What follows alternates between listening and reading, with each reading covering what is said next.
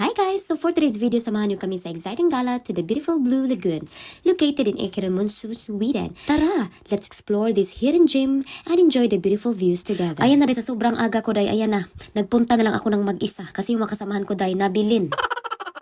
Char lang. So alam nyo guys, no, ito talaga yung first time na nagsayo ako ba. Yung maaga ako day. Kasi all the time sa mga program o mga activity namin day, I'm always late. So, alam naman natin, sobrang proud natin sa Filipino. Kaya Filipino time talaga tayo ba.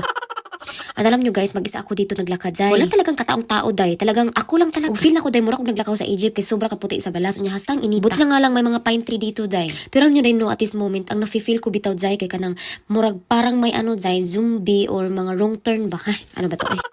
At ito na nga, Zay, ito yung bumunga sa akin na yung blue water. Sobrang ganda, Zay. Pero grabe yung trauma ko dito, Day. May sapiring. May man talaga yung nag-outfit pa naman ako, Day. Og sa dihang, ang sapiring ning pikit sa dahon. Hastang syagit ni Lynn Michelle.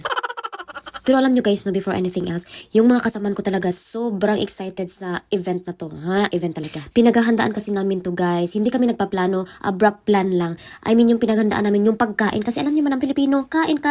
At kahit busog pa, kakain na naman. Para bang kain ng marami, ligo ng kaunti. In short, mga busawan. Joke lang guys, but anyway, ito talaga yung mga bonding ng Filipino dito sa Sweden, Day. And of course, dahil lantawan ninyo ang surroundings, it's so beautiful. And alam nyo guys, during this time, hindi sobrang rami ng tao. I just hurt myself with the stones.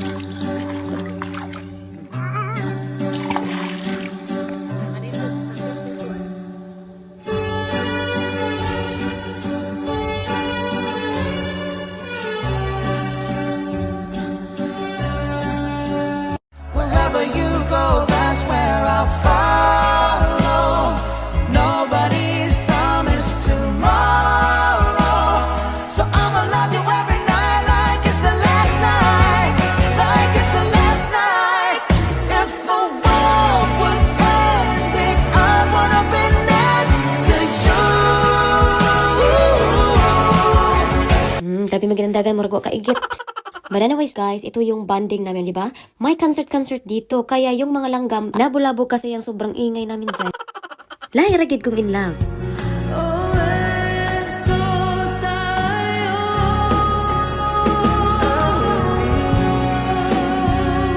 Sana all na ay palagi. Sana all. So yun na nga mga Zay, after 1 million years, so diba, hindi ko na na-vlog kung paano sila nakarating. Basta kay mo na to siya Zay. So nangaon na may pagkatapos. At hindi ko na nga nasabi Zay, ito na nga yung part na kumain kami lahat. Talagang dinamihan namin yung pagkain namin Zay ba kay gidagan dyan na mugkaon Zay, kay gisure gid na mo nga namin energy. Kay basin paglangoy na mo niya na ay mga buaya, na ay bibisyak mo gawa sa tubig, of course, save yourself. Ang helmet. Laki to Chris. Sino rin para Chris? So na ami. Nara mo. Iiyak na yan. At iwan ko ba dito sa Team Laag Zay, wala dyan seryoso diri kay magsigir gid mo katawa. Kanan yung mga papangig mang nagko dyan na katawa kay wala dyan seryoso diri ng istorya day. Ito na nga yung second batch of eating namin, di ba? Talagang kain ang talagang. Lipat nga kami Zay kay bakilid man gud dito day nga mong kinaon day murag nagtakilid na lang sad. Alam mo, Zay, no, very recommended this area kay grabe kay siya kabugnaw, grabe ka nindot, unya klaro kay balas. Sabi na jud ako kay grabe kay ko katalawan gid og kana bitaw mga lumot-lumot. Of course, nindot na makita antong balas kay kabaluta sa tamo-tamo.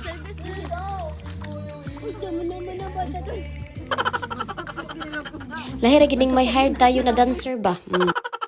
So kung makita ninyo Zay, nindot po siya, kaya na po siya area nga mabaw-mabaw, so pwede kay siya sa mga bata. Pero di dyan magpalapig ang mga tigos na nayaw dito.